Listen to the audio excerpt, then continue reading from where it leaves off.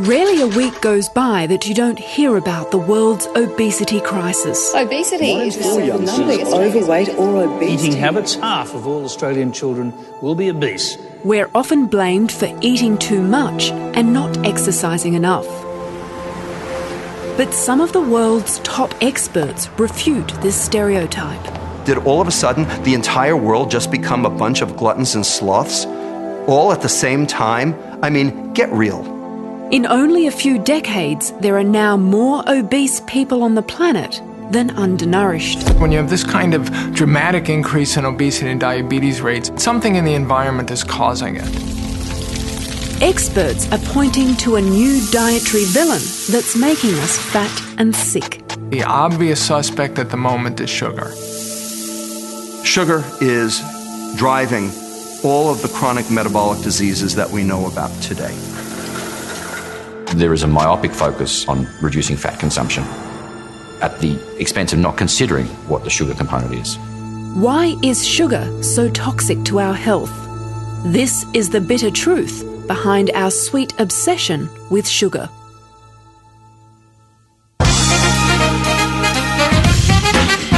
In the 70s, when obesity and heart disease were on the rise, we were told that dietary fat was the villain.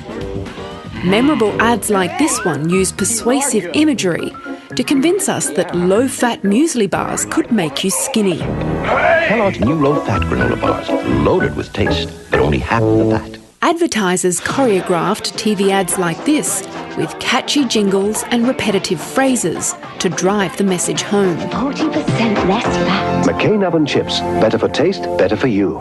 And then there was a hypothesis going around at the time that if a food didn't have fat in it, it couldn't make you fat. This sparked the low-fat revolution. A vast range of low-fat products began to dominate supermarket shelves. The only problem was when you took the fat out of food, it tasted like cardboard, so they had to replace it with something, and that was sugar. It gradually became the essential additive.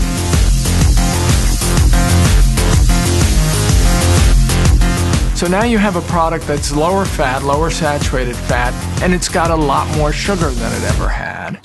Whole fat mayo, for example, has just over 2% sugar. The low-fat version has 6 times more. My pet hate in terms of low-fat food is low-fat yogurt that's high in sugar. You might as well eat candy if you're going to do that, because the sugar level in some of these low-fat yogurts is really quite high. Adding sugar is how the food industry engineers temptation. Now the food tastes great. In fact, it tastes so great we can't put it down. This is a win-win for the food industry. They complied with the arguments of the 1980s. They've gotten us to eat more, and they are making money hand over fist. The problem is, they're doing it at our expense, and we're losing our health.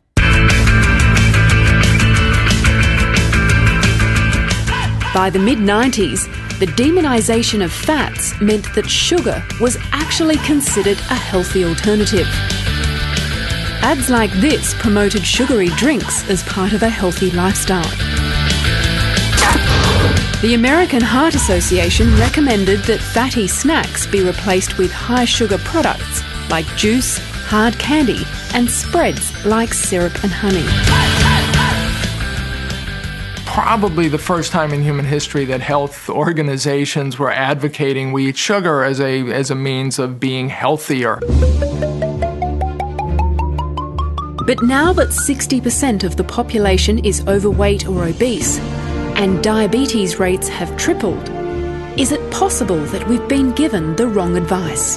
Get off the fats. Get it off. These numbers are astounding. Throughout this entire period, with this coincides completely with this argument that we should eat a low-fat, high-carbohydrate diet during which sugar consumption increased steadily. It's hard to argue that we were given the right advice. Even today, our peak health authorities like the National Heart Foundation endorse cereals that, well, might be low in fat, but they're up to 30% sugar. This is a bitter pill to swallow for obesity researcher Professor Michael Cowley. It's a bit surprising that cereals like Honey Cheerios or the Milo cereal contains an endorsement from groups that are supposed to be looking after our metabolic health. So the Heart Foundation has got it wrong on this occasion? I don't understand how they've said that's a healthy food.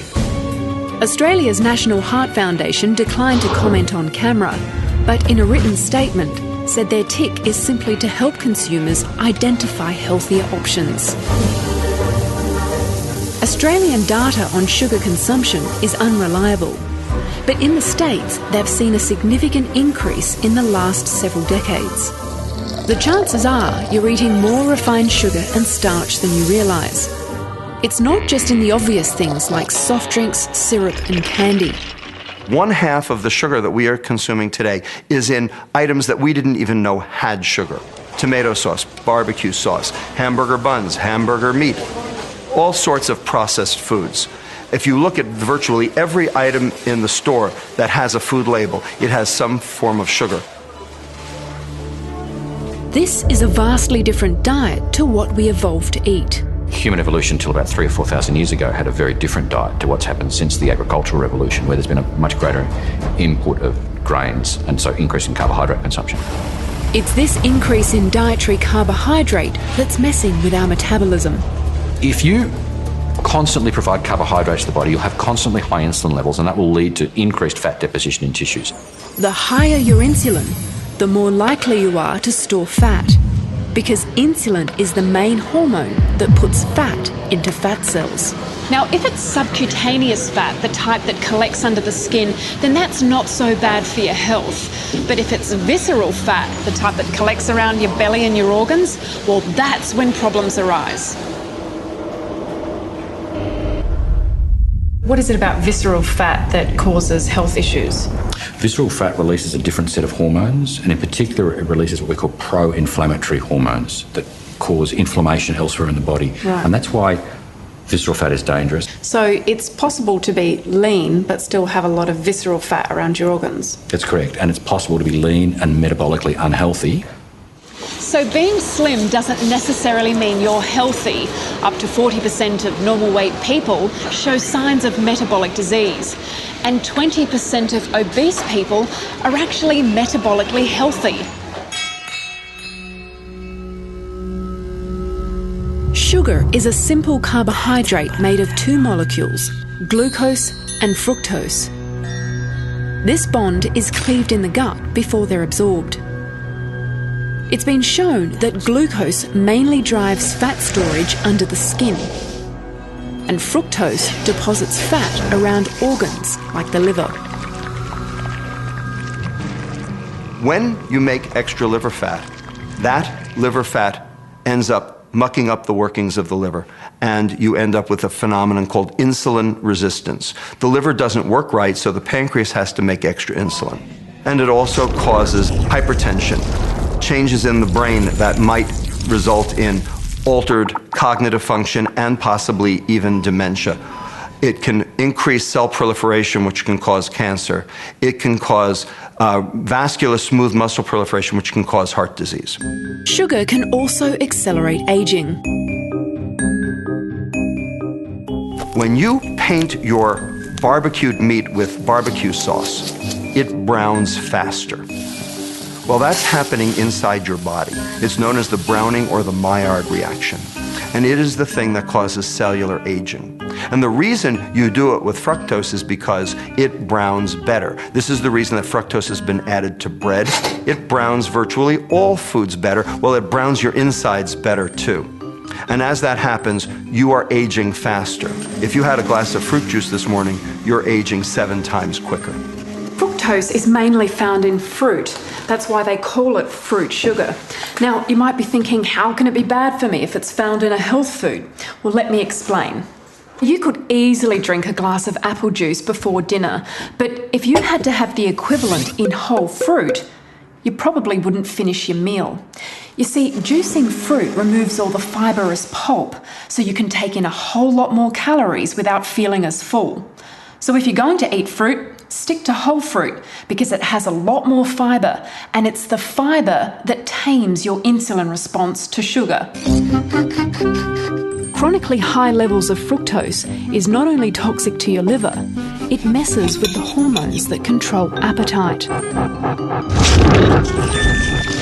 There is a hormone in your stomach called ghrelin, which is the hunger hormone. When your stomach is empty, ghrelin goes up, tells your brain, hey, time to eat.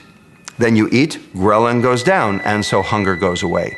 But when you consume sugar, fructose does not get registered by the brain as you having eaten. Ghrelin doesn't change. You stay hungry.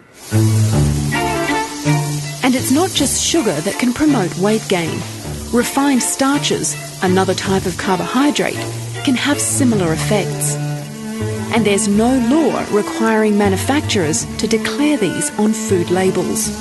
Aren't they supposed to regulate our food? Aren't they supposed to regulate what they can put in food? Professor Lustig says for too long there's been the perception that fat people have no one to blame but themselves. You go to a doctor, you go to a nutritionist, you say, Doc, I don't get it. Every time I stand on the scale, I weigh more and I don't feel so good. What's going on with me? Why am I fat? And the doctor looks at your behaviors and says, well, I know why you're fat. You're a glutton and a sloth. You eat too much, you exercise too little. Obesity is often seen as a character flaw, that person's inability to exercise willpower and eat in moderation like thin people. I also take care of obese 6-month-olds. They don't diet and exercise. I also take care of obese newborns. Yes, newborns. Do you want to blame them for their obesity at age 6 months? Now, of course, overeating and being sedentary can make you gain weight, but Professor Lustig says this can't fully explain the sudden escalation in obesity across the globe. It has to be something within our environment, and it's likely to be the change in the composition of our diet. Our fat consumption has stayed exactly the same over the last 30 years. And look at the disaster that has befallen us. And that is because our consumption of dietary carbohydrate has gone through the roof. Anything that drives insulin up will drive weight gain. I don't believe in blame. I believe that they are victims, not perpetrators. Most dietitians will tell you to watch your calories because it's all about energy balance. Calories in versus calories out. But it's not actually that simple. We're biological systems, so we metabolize different calories in different ways. Calories in, calories out is how we got into this mess. It depends on where those calories come from. It depends on what those calories are. It depends on how those calories are metabolized as to whether or not they will cause weight gain. When you burn protein for energy, it takes twice as much energy to metabolize that protein into energy as for carbohydrate. It's known as the thermic effect of food. Those calories are not recoupable. So you actually burn more energy metabolizing protein than you do carbohydrate. So the net effect of eating a calorie from carbs versus a calorie from protein is actually quite different. That's why our experts say not all calories are equal. Gary Torbs says starving yourself to lose weight just doesn't work. When you do starve people, for whatever reason, they respond by lacking energy, their metabolism slows down. You think about food constantly, exactly the opposite of what you want if you want to cure obesity. Most people turn to exercise to shed those extra kilos. The studies show that exercise has virtually no effect on weight loss. One thing exercise does is it makes people hungry. Burning calories through vigorous exercise triggers hunger signals in your brain so that you eat to replace those calories. Your body knows it's losing vital energy stores, so it reacts by slowing down your metabolism to conserve that energy. This is thought to have helped us evolve as a species and to survive in times of famine.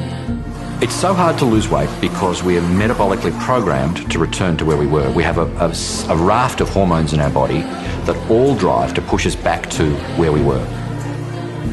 97% of people who lose weight regain it within 5 years. That aside, exercise does have other health benefits that extend beyond weight loss.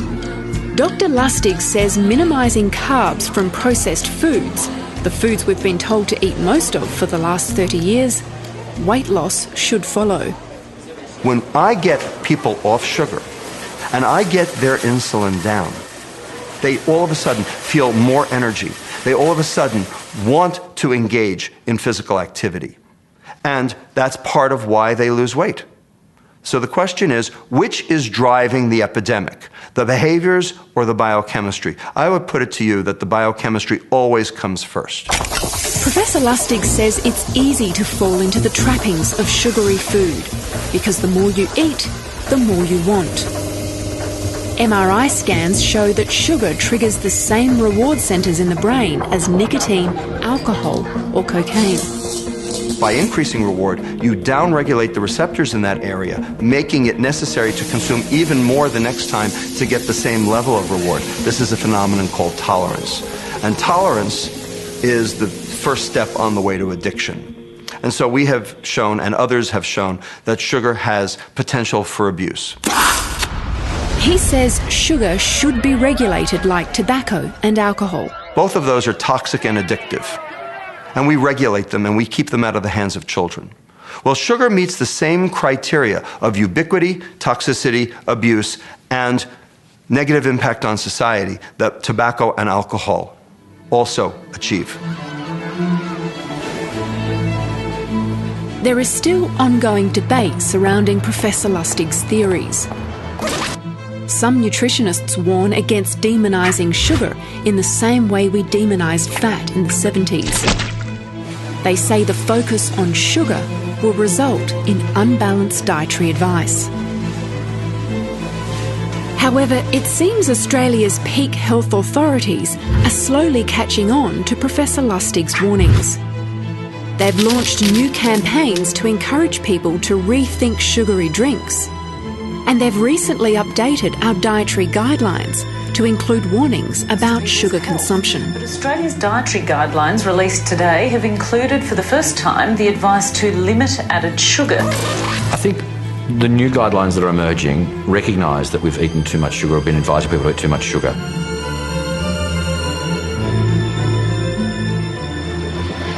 Until now, each generation has always had a longer lifespan than the previous, but it's been predicted this current generation won't. And obesity is to blame.